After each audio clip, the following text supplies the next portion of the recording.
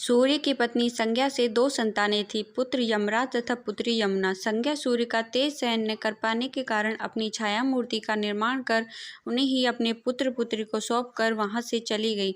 छाया को यम और यमुना से अत्यधिक लगाव तो नहीं था, किंतु यमुना अपने भाई यमराज से बड़ा स्नेह करती थी। यमुना अपने भाई यमराज के यहाँ प्राय आती और जाती थी और उनके सुख दुख की बातें पूछा करती थी तथा यमुना यमराज को अपने घर पर आने के लिए आमंत्रित करती, किंतु व्यस्तता तथा अत्यधिक दायित्व के कारण वे उसके घर नहीं जा पाते थे।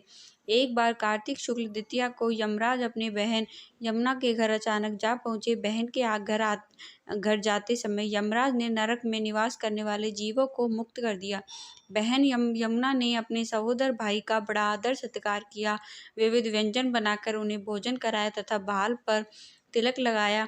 जब वे वहां से चलने लगे तब उन्होंने यमुना से कोई भी मनोवांछित वर मांगने का अनुरोध किया। यमुना ने उनके आग्रह को देखते हुए कहा, भैया, यदि आप मुझे वर देना ही चाहते हैं तो यही वर दीजिए कि आज के दिन प्रतिवर्ष आप मेरे यहाँ आया करेंगे और मेरा आतिथ्य स्वीकार किया करेंगे। इसी प्रकार जो भाई अपनी बहन के घर जाकर उसका आतिथ्य स्वीकार करे तथा इस दिन जो बहन अपने भाई को टीका करके भोजन खिलाए उसे आपका भय न रहे। इसी के साथ उन्होंने यह भी वरदान दिया कि यदि इस दिन भाई बहन यमुना नदी में डुबकी लगाएंगे तो वे यमराज के प्रकोप से बचे रहेंगे। यमुना की प्रार्थना को यमराज ने स्वीकार कर लिया। तभी से भाई बहन का यह त्योहार मनाया जाने लगा।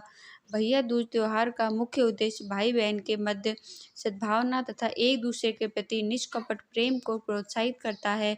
भैया दूज के दिन ही 5 दिनों तक चलने वाले दीपावली उत्सव का समापन भी हो जाता है। इस दिन अगर अपनी बहन न हो तो ममेरी, फुफेरी या मौसेरी बहनों को उपहार देकर ईश्वर का आशीर्वाद प्राप्त कर सकते हैं। जो पुरुष यम द्वितीया को बहन के हाथ का खाना खाते हैं उसे धन, अर्थ, आयुष्य और विविध प्रकार के सुख मिलते हैं। साथ ही यम द्वितीया के दिन शाम को घर में बत्ती जलाने से पहले घर के बाहर 4 बत्तियों से युक्त दीपक जलाकर दीपदान करना भी फलदायी होता है।